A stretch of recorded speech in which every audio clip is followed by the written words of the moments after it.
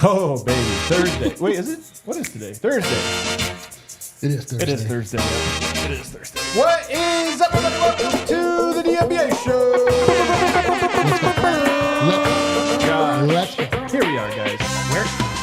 Studio B. Oh, Studio I didn't B. recognize it. I know we haven't been here in so long, but we've been relegated. Why? Because Cortland Sutton announcing big things on the DNVR Broncos show. If you miss it, you got to check it out. Well, I didn't even tune in because, well, never mind.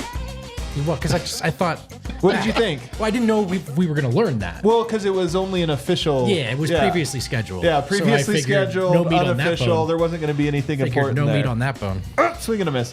On today's show, though, you guys care about the Nuggets, not the Broncos. Maybe you care about both, but on this show, you care about the Nuggets. We're going to be talking about the finals because they start tonight. I feel like the season ended so long ago. It did. I mean, ours did, but I even mean that the two teams playing. I haven't even thought about the Celtics or Mavs in a week and a half. This break is monumental. It really does feel like the time in between seasons as opposed to the time before the. It's wild because they do this in football in between the Super Bowl. That's and it's right. always torture. My God. But there's like excitement and build up. Maybe it's there's just like us. literally nothing. I'm void. We're also going to be talking about MLE Free Agents, veteran minimum free agents this summer, because that's basically what Denver's going to have at their disposal. Maybe just the veteran minimum. We don't know. And then later on, Kyshawn George. Could he be the next Julian Strother? Take it. I spoiled my take before we got into it. To help me out with that, I got D-line. Guys, could he be? I think he might be, Okay, man. I can't wait to find out. I'm going to pay attention this time. If we're doing strictly hair comps, it's up there. And then I've also got the man in the flamingo shirt, Brennan Vogt. I can't believe how not excited I am to hate on the Boston Celtics. I almost forgot the game is tonight. That's a bad sign, It honestly. is a bad sign. I mean, you have a lot to lose and do have a very lot to little to lose. gain. Yeah, Derek White at Finals MVP is my only. It's your only narrow, out? It's my narrow road out. This is like when you're playing Hold'em or something, the cards are coming at the end, you're like, what can you win? Only the 3 of diamonds is the only one card. Come on, 3 of diamonds. Here, nope, it's not. Nope. It was literally any other card than that. Yeah, you're nearly drawing dead. Let's get into this finals, though, because it has happened tonight. And I'm going to start, guys. I hate to do this because we're going to have some fun. I honestly am not feeling the pain. I'm feeling the boredom, but not necessarily the pain anymore. The pain is gone. But I do wonder, we've talked about would the Nuggets have beaten the Mavs a little bit? Would they have beaten the Mavs and the Celtics? When you see how it's all shaken out now, you know exactly what the path would have been. Mavs and then Celtics. Now that you've given all this time, do you feel in your heart of hearts that the Nuggets were right there? They would have gotten it done. Yes. No question. Listen, No, do it. Don't be. Yeah. This game is all about matchups, man. I've said this. Like, who on either of those squads has any answer for Nikola Jokic in any way, shape, or form? The closest now is Kristaps Porzingis coming back from injury. He's the only one that's like remotely big enough that Jokic obviously could still manhandle, but like at least could match up with him from a size standpoint. You're talking about, Lively's good. Lively has gotten better defensively over the course of the season, but none of these guys could guard Jokic. that's what I mean. That's what I mean. And when it comes down to it, in the Timberwolves series, it's just that Jokic was, encumbered. More so than normal. And so it became up to the other role players, and they just didn't fulfill their part of that bargain. But like against the Mavs and the Celtics, it's just like, could you just go murder them, please? Just please murder them. And you'd be like, all right, fine, I'll murder them. Maybe he would have, yeah. What do you think? What did you think about it? I mean, I think the matchup perspective is the way to look at. They are objectively better matchups for Denver, even if they're, you could argue, better teams than Minnesota. But I think the harder thing to project is just how that Denver Nuggets team, playing the way they were, looking the way they did. Like could I have conceived Jokic doing damage against those teams? For sure, I could see that. How was Jamal Murray going to play in either of those series? I'm not sure. How much Aaron Gordon going forward? Just because to me he looked running on empty. So my official stance is when you're up by 20 in Game 7, just go win that game. Just win that game. And then let's find out together. But I certainly understand that wasn't exactly the Nuggets firing on all cylinders there. When you realize how long the Nuggets, it feels like they've been out for 2 months. And when you realize how long it is, the fatigue part of this does sort of turn to I don't know, they had a lot of time off. They could have actually really rehabbed over in between both series. So there is a chance that there's that. I mean, my default position was that the Nuggets were worn down and too tired. And we saw a little bit of this with the Timberwolves, to be honest with you, in particular Anthony Davis. He did not look the same in that series. Anthony Edwards. And there's some things that Dallas did, and Kyrie Irving in particular, to make him worn down that added to that. But my official position is I think that the Nuggets ran out of gas this year, and I think that if they would have made it to the next round, they would have looked probably even worse. That being said, and I think there's an important lesson in that as we do the full autopsy on the season. I think there is something to that stuff matters, man. Like cumulative wear matters, and you have to prepare for that when you win titles. But I will say, if you ask me if the 2023 Nuggets would beat these teams, and my answer on that one would have been hell yes. Meaning that was a team that I think was more rested going to the playoffs, more cohesive, more hungry, more confident in a weird way. And I think that when you look at those, you go, yeah, Dallas is good and Luka's incredible. But Denver, I think, does match up with them and would have given some stuff. And then you get to the Boston piece of this, and I just go, the Nuggets, by the time they were in the finals, were the best version we've ever seen of them. That was the A-plus Jokic, the A-plus Murray, and everybody else right in their roles. And so that's the way I phrase this, is I think the Nuggets were talented enough, but I think the year unfolded in a way that made it so that the Nuggets would not have won, given how it unfolded. But it doesn't mean they weren't talented enough to do it. Yeah, I mean, to me, it just feels they lost in the second round, and they deserved to lose. I'm not trying to say otherwise. It just is always going to feel to me like they let the league off the hook. Yeah. Dallas and Boston are great teams and were playing better and deserve to be there, and Denver does not. But yeah, I'll always thought that talent-wise they had a shot against any of those teams. So tonight the Celtics enter as minus 210 favorites. Minus 210 favorites, which is a little low. It's gone down a little bit. Let me give you a historical precedent for this exact thing. The Nuggets last year, what would you guess they were going in? We've forgotten. It's been a year. They were favorites against the Miami Heat. Do you know what the line was, the series line? What would you guess? Against the Heat, the Nuggets? Yeah. If this one's minus 210 for the Celtics. I bet it was minus 115 for the Nuggets. Yeah, I know that minus 210 is it unprecedented? No, it's not unprecedented. But is it higher? It's just that no team that wins. Like usually when you're that much of an underdog, you don't win. Right. What would you guess? Minus 200? Minus 430. Oh my God. The Nuggets were heavy. I mean, the Nuggets were awesome last year. The Miami Heat were they're in the finals. Also, the way that finals unfolded, it really, truly... Some finals you think if you played this same series 10 times would get different outcomes. Right. Yeah, oh no, that one. The Miami come one on. was even when they 5 or 4 every time you simulate that. Even when they lost the game in Denver... Nuglife didn't even get a chance. All the national media were like, "Yeah, whatever. There's nothing changing. Everything's fine." And that was the feeling. Let's keep going back. The Warriors in 2022 against the Boston Celtics were favored minus 190, so about the same here. The Phoenix Suns were favored over the Bucks minus 200. Yep, I remember. Yes, they were favored, and they were also up 2-0.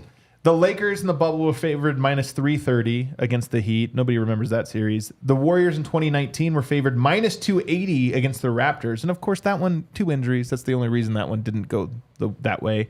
Warriors in 2018 over the LeBron's Cavs, only minus 167, which is kind of a surprise in my opinion. Yeah. Kind of a surprise because the Warriors were really good there. So it kind of gives you some historical precedent that minus 210, pretty strong. Pretty strong relative to usually teams don't come back from that. So that being said, let's get into it. D-Line, what is your official prediction?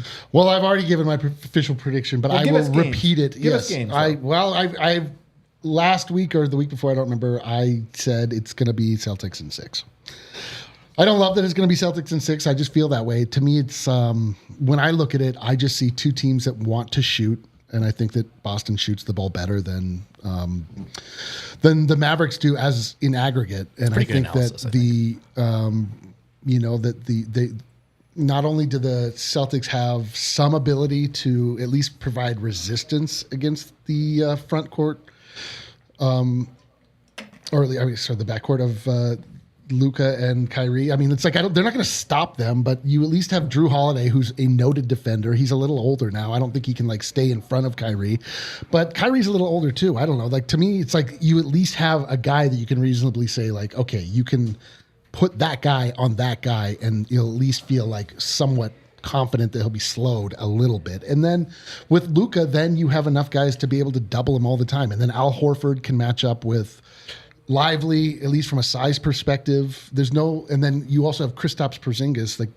If you're worrying about, They're stopping us out at the perimeter, so let's go inside. The Celtics also have a counter for that. Like, just purely from a size and a specialty standpoint, it seems to me that everything that the Mavs want to do, Boston has some kind of answer for it, and they also can shoot the ball. They can do what the Mavs want to do, but do it better than they can. So, like, I add up all of that, and I'm like, well, Luka is incredible right now. He's playing better than he has in a very long time, at least in most people's eyes. He hasn't been incredible this whole playoffs. Nope, though. just the last round. And it's not like he's just absolutely beating the world down. I just think that they really benefited from a very favorable matchup last round, and now they look invincible to a lot of people in a way that I don't know if it's going to. Well, they have 3 good wins. All 3 of those wins, in my opinion, are impressive because it's not like they had a gimme round or anything. No, but they this last round they looked like juggernauts. They made it look easy. Yes, and I don't know that we're going to see it look so easy for them. So, like, unfortunately, I could also easily be talked into the Mavericks here just because so of the you think Celtics in 6, but you would not be shocked. Not at all. No, not at all. In fact, like, this is a series I wouldn't bet. Like, I don't feel that comfortable. The numbers are so wide. Celtics, I will say, of all things, minus 210 does feel a little strong. It feels a little if anything, strong. Though, that makes you feel like if you like Dallas at all, there's juice. Yeah. But first of all, I think D-line's principle or framing there is really good. That generally speaking, there's a chance that if this turns into a 3-point shootout, Boston all year long has shown an advantage, I think, in that area. And not one guy. It's like all of them. All of them. And the biggest thing is we talk about role player confidence, and the Mavs have that in abundance right now. But the Celtics have had that since October, man. Yeah. Like every guy, down to the 15th guy, they're like, oh, I'm open. This thing is cash, dude. Like, no, this game is easy. Yeah. And now, flip side, could they run into a great team for the first time and tighten up a little bit? Very much on the table. But I kind of get where D-Line's coming from when he frames it that way. To me, I think the series can actually snowball one direction or the other a little bit more, sure. And I think if you're making the Mavs case to me is strictly a Luka case. It is. It's almost, but that's a good case. It's a great case. I mean, we would say the same about Yoke. Best player in the title, series. Yeah. And it's by a wide margin. And Luka is also just like the type of talent, and there's not many. But the type of talent where it's like, yeah, but that's a sledgehammer that's going to have full power. You're not slowing him down even. He's still going to be able to do everything else. I do wonder if Boston's best strategy here is we can take out Kyrie. We can take out the corners threes because Dow's very good at that. And Luka goes off every game for 45 points. But it's like, yeah, but nothing else is really percolating. And that might be the strategy. That being said, Luka really is really good. So good. And that team, it's so simple for them. Like, their game plan is very simple, and they're like Jokic, where it's simple with Jokic. The only difference is you have to give Jokic the ball, and with Luka, he actually has it in his hands. Mm-hmm. And I think that there is a chance that the Mavs come out in game 1, punch first, get a win, and that Boston team clams up a little bit. Sure. Because if you're Boston, that's your biggest fear is this team has never faced adversity other than in previous years where they wilted once they got hit. Yep. And if you hit right away, that team will look around and go like, well, we only lost 2 games in the last 3 months and we just lost game 1 of the finals. And here's the I think sometimes discourse can get a little disingenuous. Statistically, Boston looks different this year. But I would absolutely agree that what you're talking about is in the air and in the back of their minds, and what you don't want is for Dallas to fan those flames. Dude, but it's so real, man. Like, I always just go reference back to when Charles Barkley was just heavy on the idea that a jump shooting team could never win the NBA Finals until the Warriors did it. Right. And it's like, okay, well, we're talking about a jump shooting team. And it's like, are the Celtics as good as the Warriors were? Like, no, they are not. But they happen to be going up against another team that likes the jump shot. So it's like that it comes down to and that was the thing I said all year is like, I don't believe at all in the Celtics because I know it's going to get hard and I know that it's going to get tight, and that's when you miss your jump shots.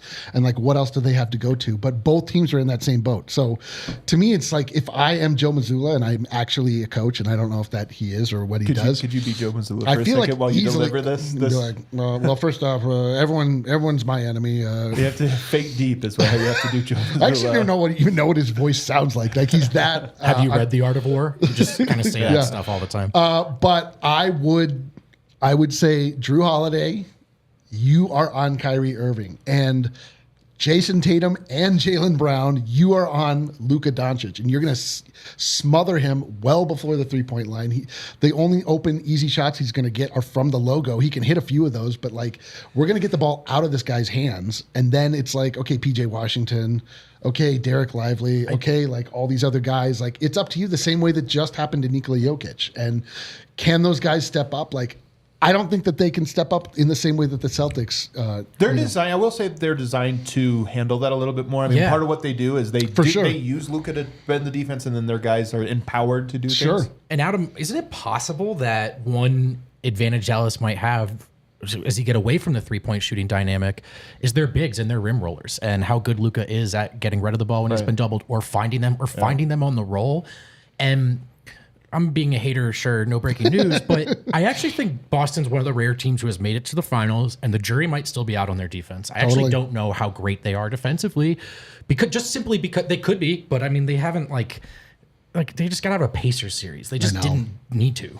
Yeah. And so I mean, it's a good offense. It's a really good offense. And plus they rolled over the league. No, they beat every team except for the Denver Nuggets. And by the way, they might be well suited, but I do think if Porzingis is hobbled at all, which seems like a very reasonable if, and with Horford kind of where he's at this point in his career, could Boston get destroyed on the interior? And do Derek Lively and Daniel Gafford have a good chance to make a positive impact here? And I'd say the answer is yes. All right, let's take our first break. On the other side, we're going to wrap up this very quickly by just talking about, we'll do a quick haters ball. What does it mean if the Celtics lose? What does it mean if the Mavs lose? But then we're going to get into some more Nuggets stuff, including MLE free agents, Gary Harris and Monte Morris, two Mr. Nuggets. Okay. We'll discuss that. Dude, what if we have Mr. Nuggets is all on the same squad? What do we do? First of all, I'll go ahead and we won't even have to tease this. AG gets it till, you get it. You come back into the fold, you don't get your old title back. Yeah, I mean, you know what? It's like, I guess it's like when you come back to visit the frat house you used to be in. Yeah, that's right. You're not back in the frat. That's the perfect analogy. We'll talk about that more on the other side. You're like, wait, this looks kind of sad from this angle.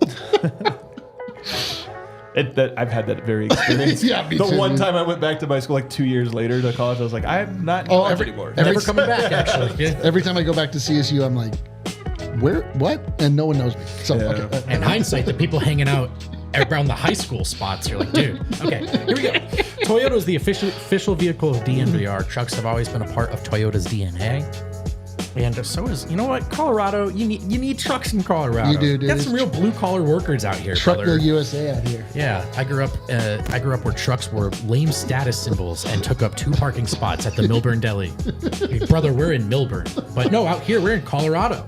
And for generations, Toyota has built durable legends destined for greatness and perfect for this great state, whether you're conquering the off-road trails or hauling the way to the world. There's a Toyota truck that's just right for you, like the all-new 2024 Tacoma and the return of the iconic 2024 Land Cruiser coming this spring. Man, they've got 17 models with available all-wheel drive or full-wheel drive, like the Epic 4Runner. I know you've heard of that. Do yourself a favor, visit your Front Range Toyota stores at a location near you. AutoNation Toyota, Arapahoe, and Centennial.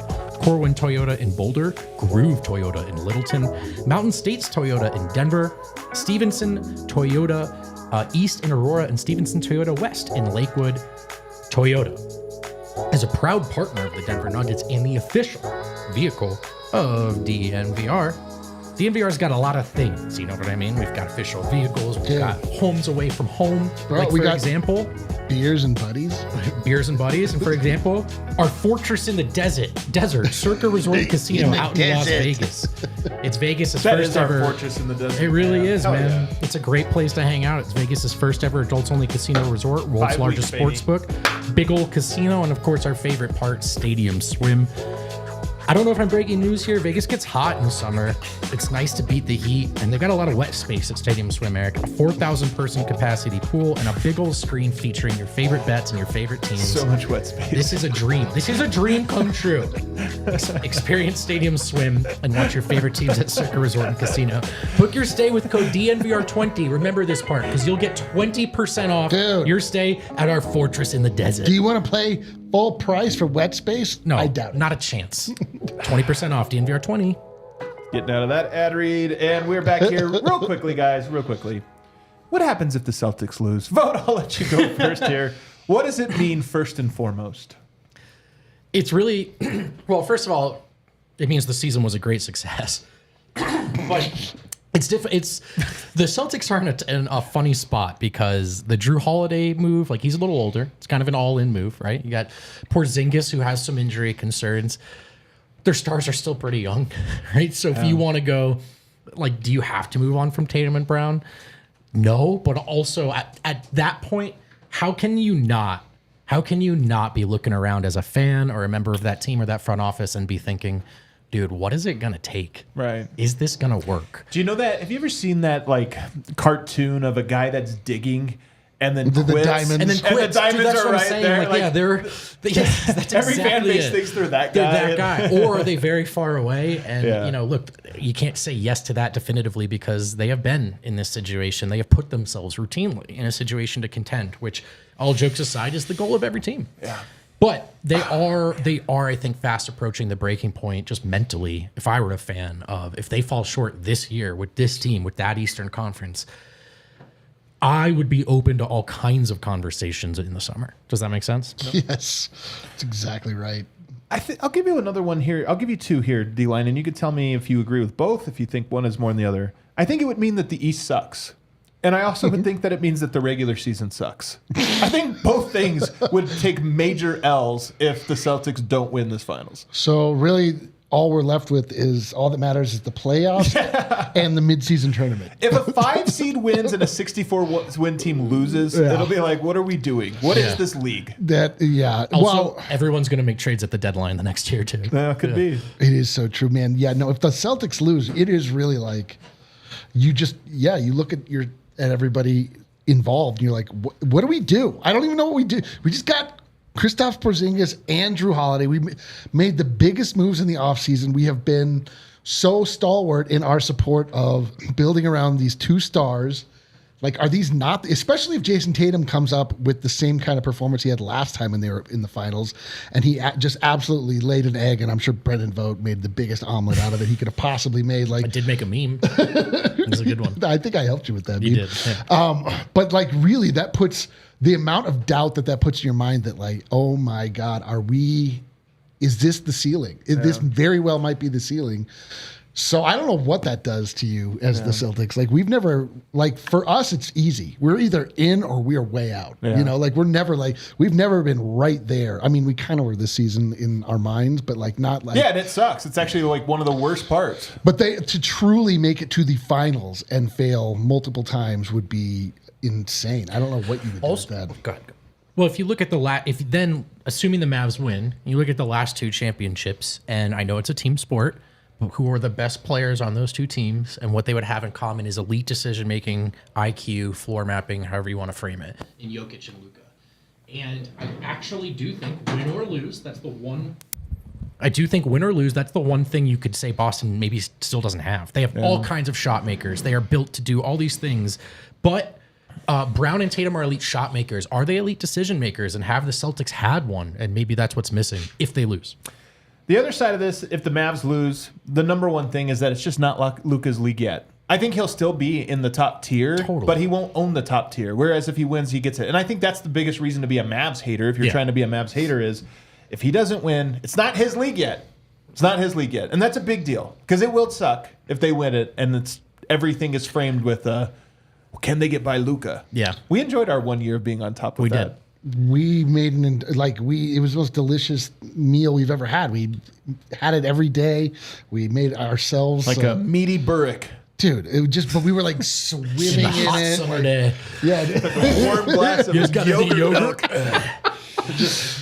Yeah, dude, but yeah, it is. Gassy. But it's a lot of tough times out there that really went unreported. It didn't start great that day. Really, a lot of unreported issues. The thing is like when it comes down to it, like the Mavs kind of jumped the line in a strange way, in the normal progression way, in that they tanked last year to get Derek Lively, and they weren't that great. Tank. They sucked. This is part of the story for me. Is like we feel so down bad right now, right? Like, oh my God, woe is us. They missed the playoffs last year. They missed the play-in. They missed the play-in last year, and now they have Don't a you chance think to be champs. they tanked a little bit at the end? At the very end. That's what I mean, mean. that They was- rested guys. You're They right. got- You're right. they In got the final fined. game or It'll whatever. last like 10 games. All the same, dude. I mean, like a felony's a felony. You know what I mean? Yeah, you can't be like, well, Your Honor, he kind of almost didn't do it. Yeah. Like, well, But the point being is that like they actually got them, like they went about it. I'm not calling them like duplicitous or something. Like they didn't go about it in a way that I feel One more time. duplicitous. Yeah, you would never call them Duplicitous. There it is. got it. I had to find the arm slot on that one. But the idea is that it's not like they were building toward this and then they're like, fine, you know, like in the same way that the Nuggets, like, oh, you're in, you go make it the first round, then the second round. They really made a monumental leap with those trades and they got themselves in a good position. But it is like a little bit like, man, you guys are the fucking 5 seed, man. Like, it's not right. It's not right that you do it like this. Might be the new NBA though, and I mean that sincerely. I just thought about it a lot, and it might be the new NBA. One last thing on this finals that I find a little compelling: Drew Holiday was a trade that was made because somebody else made a trade. The Milwaukee Bucks first decided to get rid of Drew Holiday interesting way to and look to at it. bring in Damian Lillard. And it's ironic to a certain degree that then Boston is the beneficiary of that entire move. And it makes you think, like, the worst thing that you can have happen for you is to overreact. Like, you think about Denver, Milwaukee a lot. You don't want to be Milwaukee. They won a title, and they haven't done a good job since then. Yeah. You don't want to be that. And we're all about, oh, should they trade a big player? It's getting stale. And it's like, Drew Holiday wasn't the problem, man. Drew Holiday was the guy that got axed because of other problems.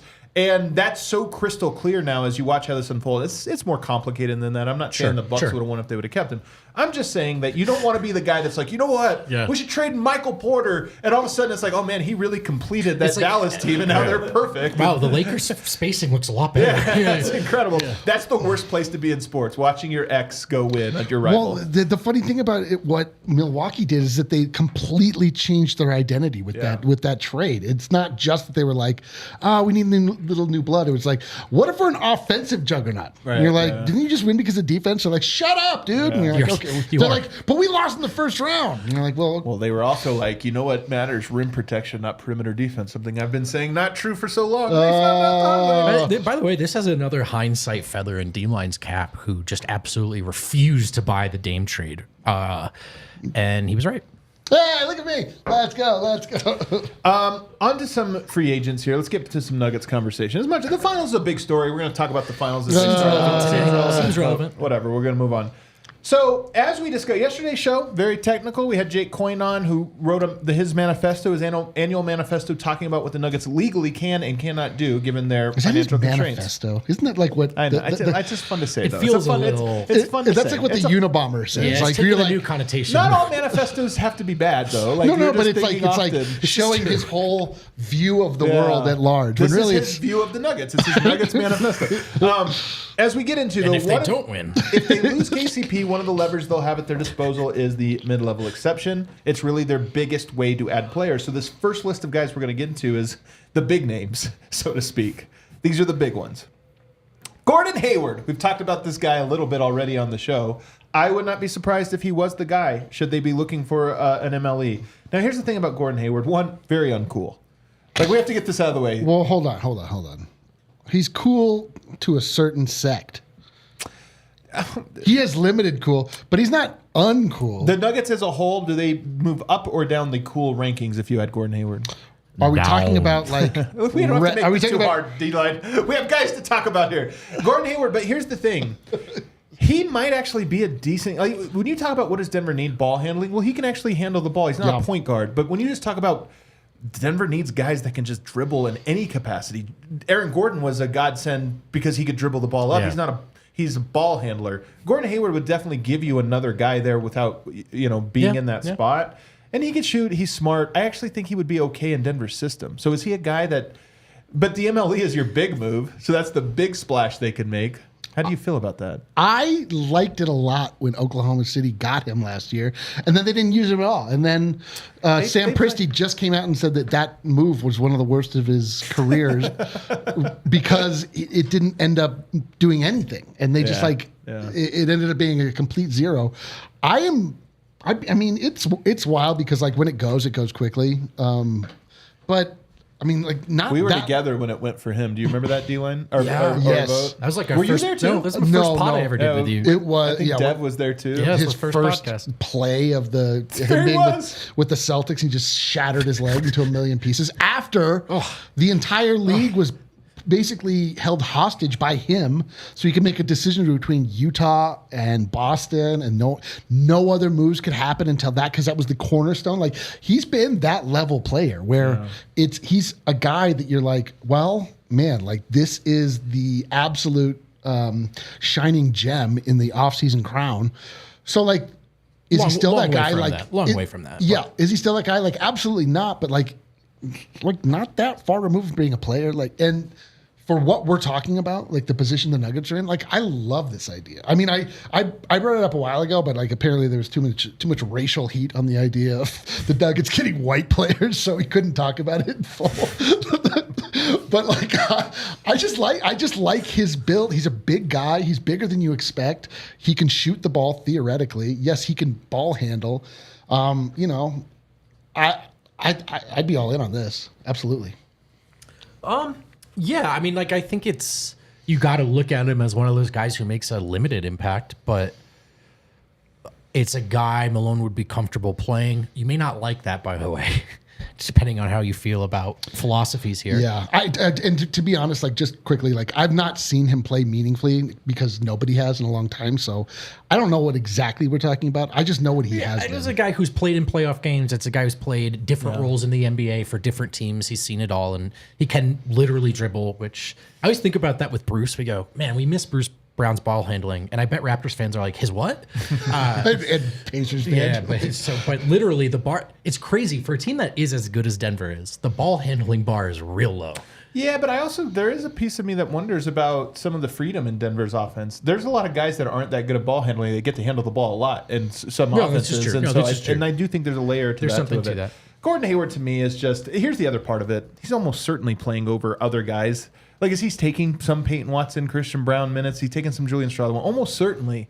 And that's another thing where it's like, he's good, but he's a Justin Holiday to me. That's a different type of Justin Holiday. Yep. Jeff Green even. But But would he actually play Jeff Green minutes, not Holiday minutes? Like, Jeff Green played a lot of minutes. Yeah. And I think that he might be that. And for that, I don't know. I know one thing about Cal's philosophy. He doesn't just like a name. Like, oh, Gordon Hayward, everybody knows him, so we'll just get him. It's like, yeah, but is he better than what we have, meaningfully Definitely better? not. He definitely does not like a name, yes.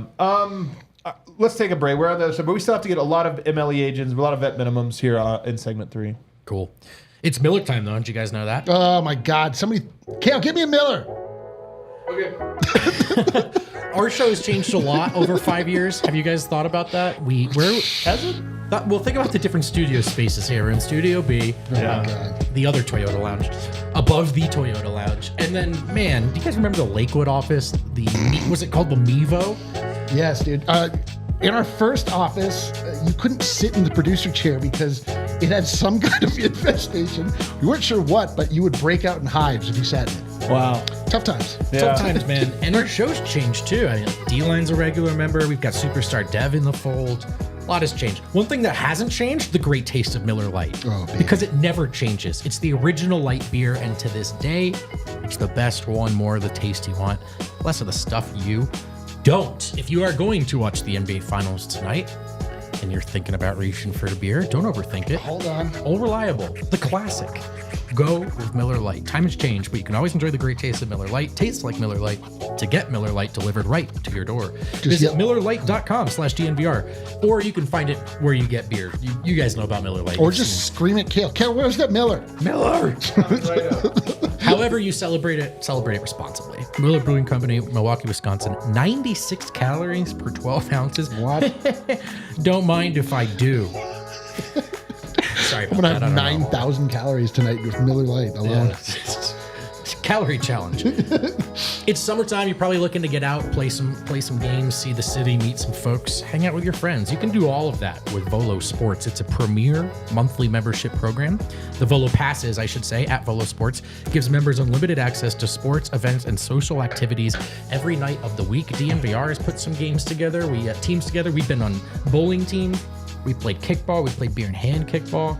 A lot of ways to play and different levels too. If you're trying to be competitive or just trying to hang out, a lot of stuff for you to do at Volo. And make sure you get the Volo Pass because the members receive all of this for just $20 a month. It's the best way to meet new people, get active, play games in the city, unlimited access to pickup games and league drop-ins as a sub. It includes league discounts up to $50, free or discounted access to tournaments, fitness classes, and events.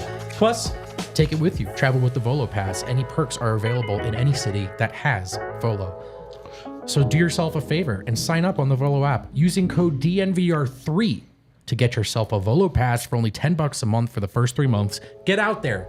Denver stunts in the summer. Go be a part of it. Dude, and like you've found a way to make every app or service into a dating app along the way. Game time, a variety. This kind of like you're looking to meet people. Yeah, no, it's true. This is like actually like we were just talking earlier with people in the office like what a nightmare dating apps are. Go meet people in real life and then like throw a ball at them. You know, my like very real girlfriend wants to do Volo when she moves to Denver eventually. She's real. I have several friends who have like met their spouses through Volo. Yes, dude. Because then you find out if they're good at underhand pitch or if they try and bounce it like a cheater. Maybe you just need more fellas. You know, like I'm tired of these fellas. And Great call. Back here, let's get pals. into some MLE targets here. 2 center options, very different. Andre Drummond, Okay. Nuggets Twitter favorite, man. We've been clamoring for Andre Drummond for 7 years. Dude. Or Dario Saric, another Nuggets favorite if we're being honest with you. Fan base is going to be happy. 2 different directions, kind of accomplish the same goal. Which way would you go?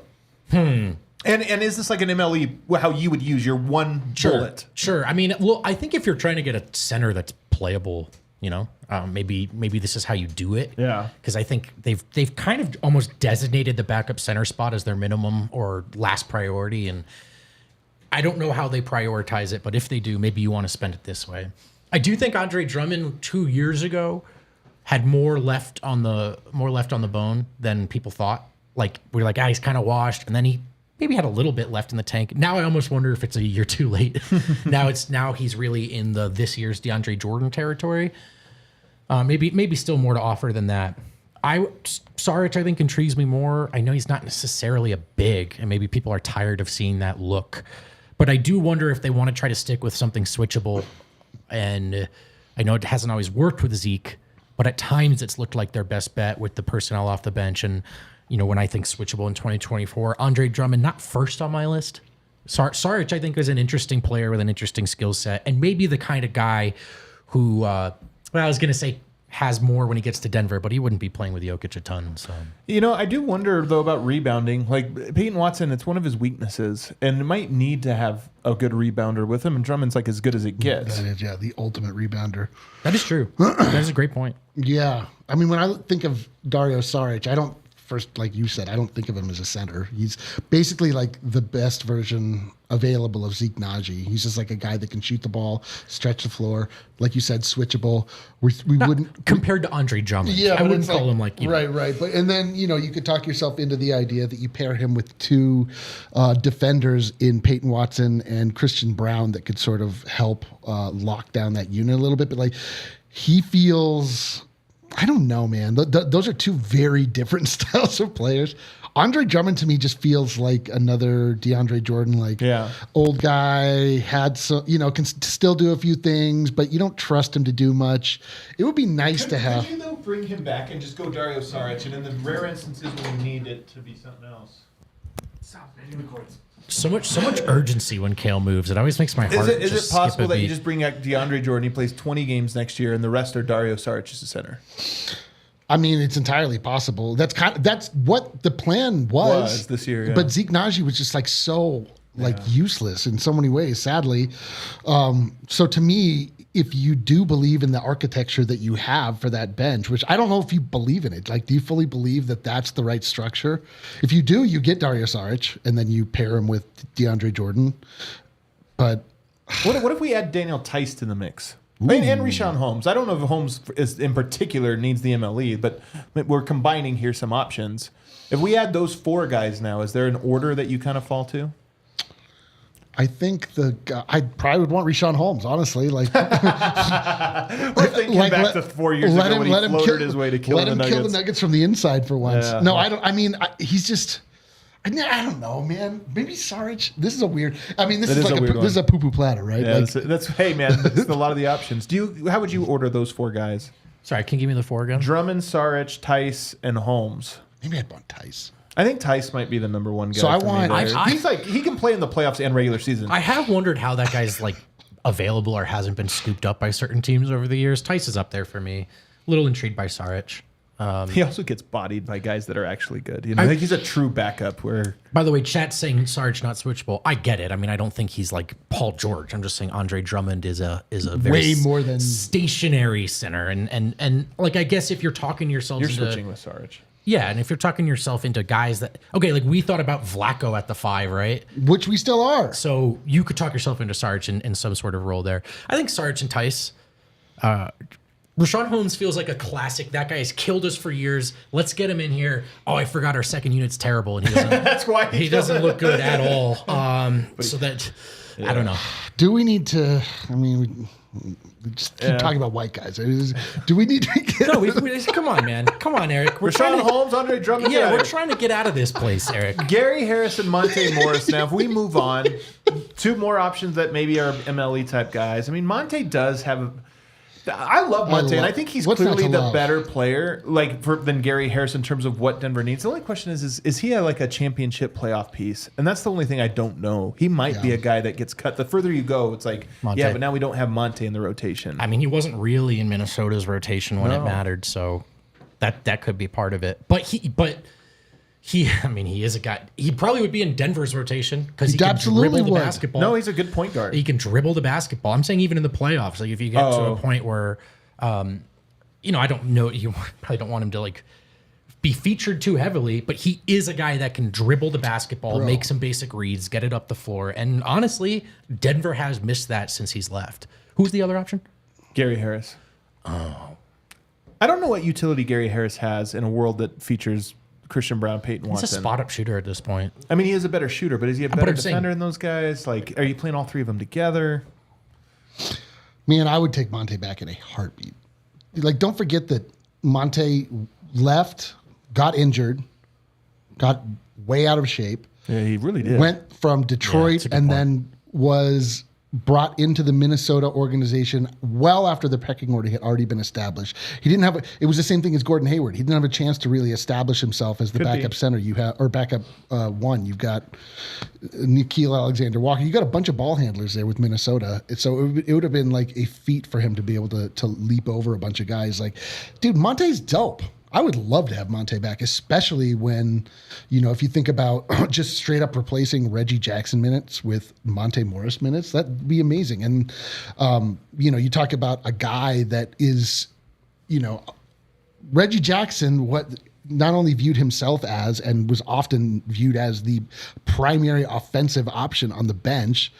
Monte Morris he's the Count of Monte to whatever. Assist turnover. Yeah. That actually doesn't work. Assist. It reads better than it actually sounds.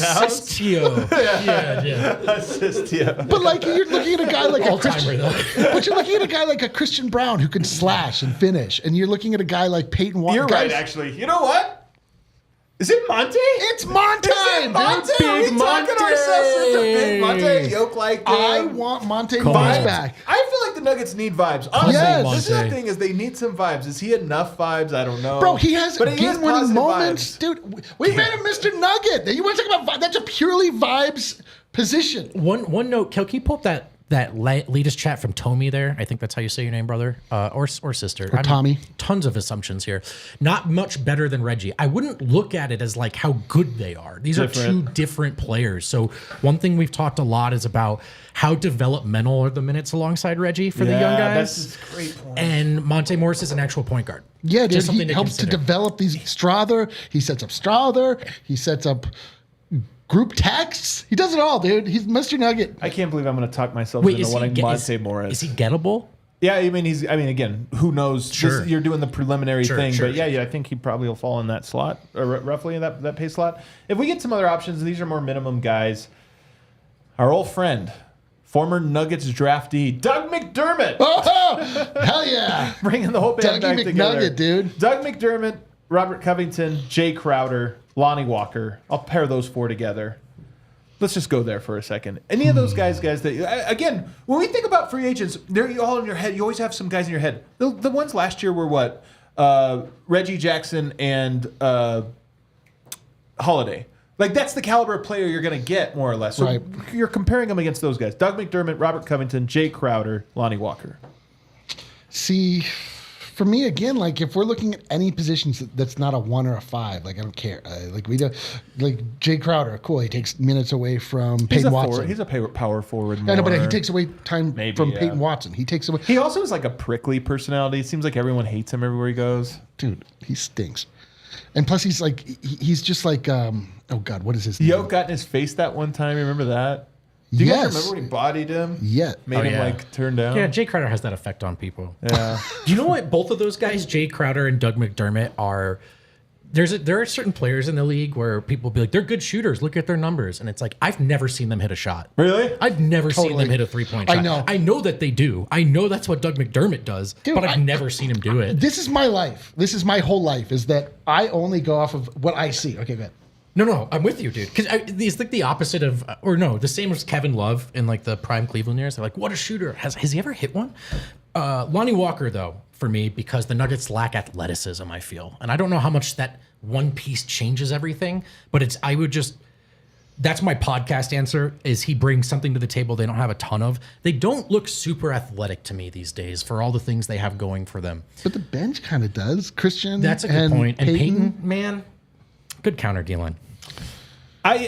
One other thing about McDermott is the Nuggets don't really get guys coming off of screens very often. The reason it was so weird that Malone was talking about I run plays for Julian Strawther and I don't do that for most guys is because a lot of plays are running guys off screens and stuff. Denver doesn't do a lot of that. So a guy like McDermott, that's kind of the value, is getting him off of movement. I just wonder if that next year is the year of the hunter, dude.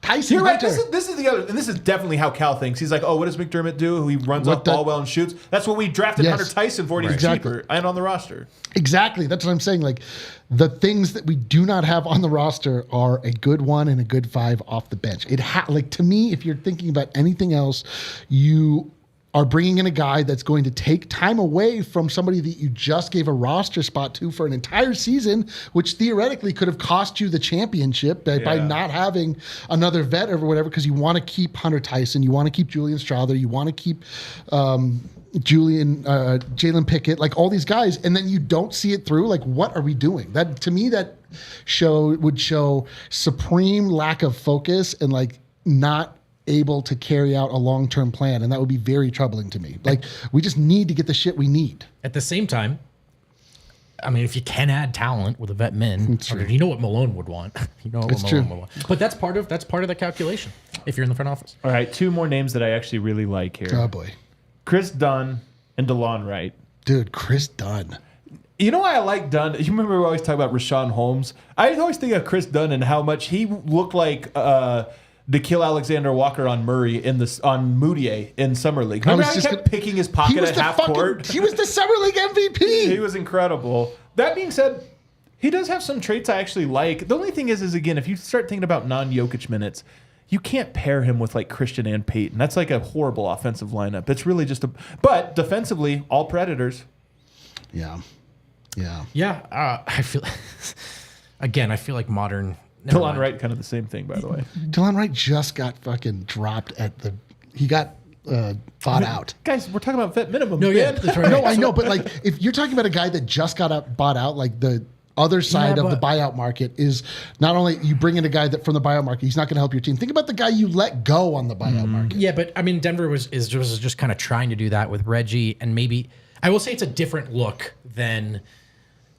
Jamal is obviously an offensive player first and foremost. Monte was not a defensive guy. They do have like CB and stuff now, but they haven't had a ton of backup guards that are, point of attack defenders, and it's just kind of a bit of a different look if you're thinking about lineup versatility. He honestly might not be available. Utah might just want him, but I would say that Kris Dunn to me is almost the perfect. If Pickett is going to get a real chance, and that's your hope, that would be a good person to be slotted third behind him because he is good and I like it, but I would like to be like, Pickett, now you got to earn it. You got to be better than Kris Dunn for you to get that, which I feel like is a reasonable ask of him. Sure. You know, if you know you're a where, guy. you know where the head coach is going with that one. Well, though. I do from, know. from day one, from day one to day end. That would be a tough one. I still have hope for my guy Pickett. The only point of this exercise here is to really show you that these options, they really are of the Justin Holiday caliber. Right. It's like Right. the nature of the Nuggets, and again, I'm so on the fence with this. I honestly see both sides of the Nuggets' dilemma. I see the Calvin Booth side of like, we just got to make these guys, hell or high water, you got to turn these guys into players. And I also see the other side, which is like, we should trade it all because at the moment, we can only get these kind of players. Like, there's not a good path. There's only the best bad path. What can you make the most out of it? And when we talk about these guys, Monte Morris, to me, got me the most excited of anybody we just talked about. I don't think that's, if you were talking about somebody, you know, we still have faith in Jalen Pickett to be the guy.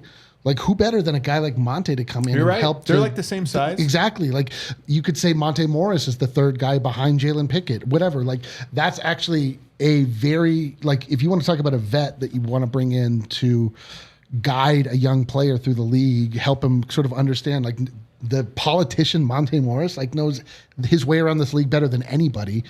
I just, man, we got to get vibes in this building. If we don't get Monte Morris, I I'm agree. bummed out. I actually think that's a sneaky important thing for this offseason. We got to get vibes in that Dude, building. we need vibes. A team that has bad vibes for a couple years in a row, it's like, I man. think with Monte, you could say like plus 5 to 7 smiles for Jokic in the calendar Dude, year. hella smiles. You know, like public smiles that make us feel better about the team. What about that? Big Monte, brother. Big Dude, what about Monte. that gif of Monte just looking lovingly into the eyes of Nikola Jokic? The same way that, looking the way that I would look into the eyes of Nikola Jokic. I can't believe, Almost a little lust in there. can't believe we Kris talked Dunn and ourselves into Monte Morris have gotten me most excited. I do care about ball handling more than the backup big right now. I do too. You do got to spell yoke, but I think a lot of that comes down to like faith and. But yeah, you cannot forget that Vlatko Čančar likely will be back, and that was the plan for backup 5. I hope that was the plan. I honestly don't know. Yeah, I or at honestly least it don't could have know. been an option. Could have been an an option as of maybe. there. Let's round out the show today by talking about Kyshawn George. We're trying to get prospects every single show in here up until the draft. This is another guy that's kind of in that range. What can you tell me about him? Kyshawn George, and we got some measurables and other things up on the board here, thanks to super producer Kale. 6'8" wing with a 6'10" wingspan, about 208 pounds. This is in some ways a classic, like, oh, this is a wing body. He looks the part coming out of college.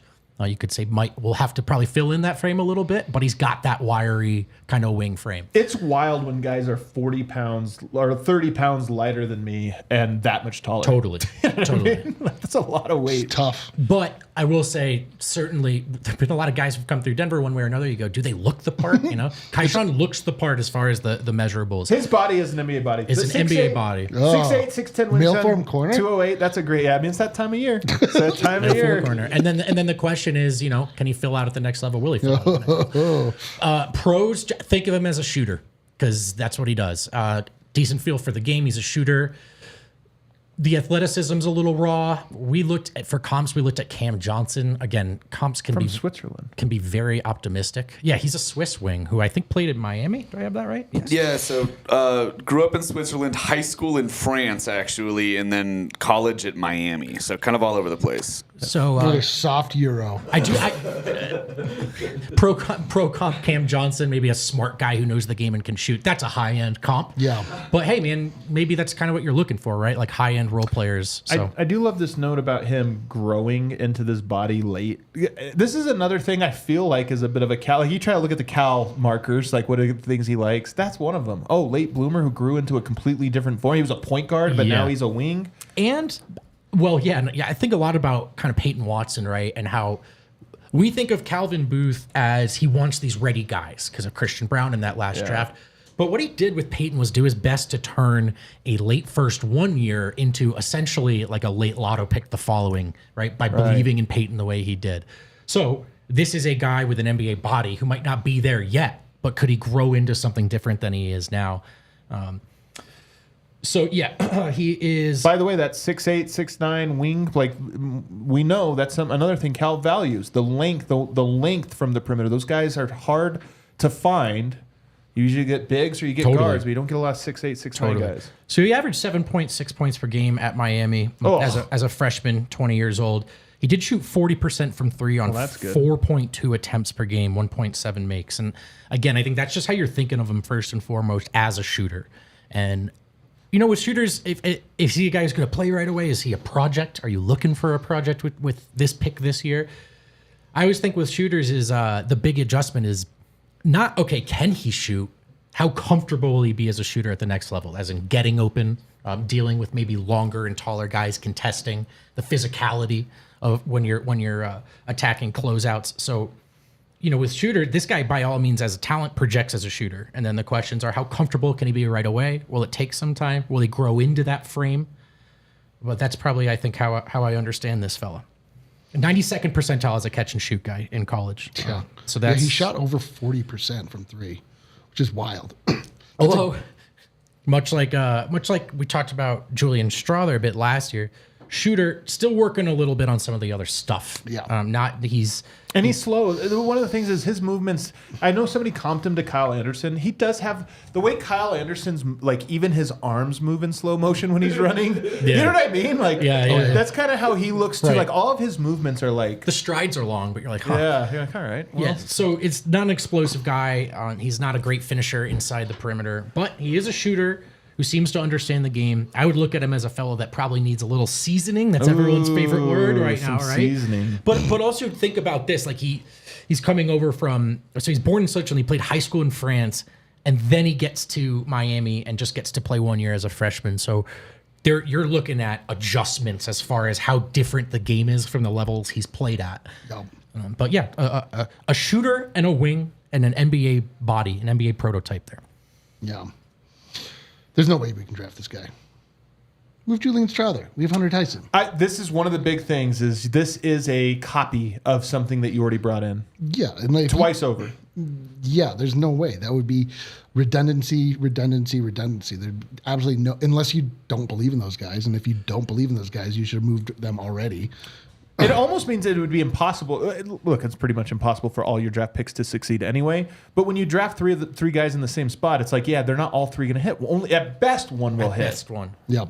At best one. So it's just a guy that's doing playing more in Grand Rapids right off the bat. Probably. Quite possibly. That being said, though, it's not like Strother and Hunter Tyson are untouchable players. It is always also possible that Denver makes a deal this summer that includes those guys going out. And so then they're like, if you made a deal, it brought in a real point guard that you needed, and it cost you Strother, Hunter Tyson, and Zeke Naji. Like that was the pieces that you had to put together. All of a sudden, you're like, actually, we don't have anybody in that spot. Right. So that's more the scenario you're looking at is maybe they trade away one of those pieces. Yeah, I could see that. I mean, we don't see everything, obviously, but they seem to like Hunter Tyson and like Julian Strother. Julian Strother had moments. The Strawburst moments were delicious. Sometimes I do wonder. It's not my preference. Just wondering aloud if Strother kind of materializes as a trade sweetener more than anything. Maybe, dude. I think he's a player, man. I really do think he's a player. I think Malone did too. So, but I guess maybe the better way of looking at it is he gets to move up in the pipeline a little bit this next year. You see what he's got. And is that something you are willing to part with if need be, or is it something that's part of the future for you? But I don't think Kyshawn George is coming in and playing over anyone. Yeah, this exercise, and honestly, this is the first week we've really dove into off-season possibilities, not abstract, but actually literal. Who are the guys? And one of the things this week has, I think, taught everybody, including the people watching, is that all of these moves are unsexy. All of them are you're bringing in guys to just kind of plug holes as needed. Totally. And I think that it's important to remember that Denver's top 6 guys are for sure, maybe top 7 if KCP's coming back. And you're only talking about rolls 8 through 15 or whatever. Right. And on every roster, 8 through 15 is pretty unsexy. And unfortunately, that's the texture of this offseason. Well, I mean, it's easy to forget like how good and complete the Denver Nuggets starting 5 are. They were the absolute strength of the Denver Nuggets the entire year. They were referred to as inevitable the entire year. They just met their match and got overwhelmed by Anthony Edwards and the Minnesota Timberwolves. Like, and a lot of that, and again, as I don't know if Vogt mentioned this, we were up 20 in the third in the game, deciding game 7. Like, you know, if you have enough, my life. I know, dude. There's not that many holes to plug, right? And we actually already might have what we need, just in the maturation of the guys that were on the squad. Very, very, very valid position that absolutely everyone hates to hear. Right I know. now. But I get it. Well, that's because I know we're in the valley of misery at this moment. Right. So we have to. How do we get out of here? Yeah. We are in the valley of misery. So sad. I like The rains are coming. To drown us. Yeah. Thank God. Flash flood. We got a super chat, fellas. Would you like to hear it? Oh, please. 402 Nuggets. That feels like dyslexia. Looking forward, LOL. Oh, is that a Harrison Wind joke? Forward. What do you think we'll match up? Who do you think we'll match up with on opening night? I could see the league. The Jazz, always the Jazz. No, I think it's Minnesota. Minnesota. You think so? Yeah. So glad you guys still do shows in the offseason. We're so glad you still watch our shows I know, in the dude. offseason. How about that? To the be super honest, chat. I wasn't aware we were doing shows in the off season. Yeah. We are, baby. Buckle up, man. I think it's Minnesota for sure. I think it's one of the marquee games, too. Yeah. I think it's either... I probably won't be opening night now that they didn't make it, but it probably will be on that second night. So you go Tuesday, there's 2 games. It'll be that Wednesday, and it'll probably be a national televised game. And I think it should be, honestly. I think Minnesota and Denver both now, sadly, are in the same bin of now we're both on the doorstep of being the team of the West. And there's a good rivalry there. I think it'll be that. Hit that outro music. It already hit? All right. Thanks, everybody, for hanging out with us. Tomorrow, Casual Friday. We'll probably try to have some fun tomorrow. Gonna finally let our hair down a little bit, man. This has been a little too formal. You know what I think I might wear tomorrow? A gown. Shorts. What? I might throw some shorts on, gown. baby. Let the dogs out. Everybody hit the like button on the way out. We'll see you. Thanks for hanging.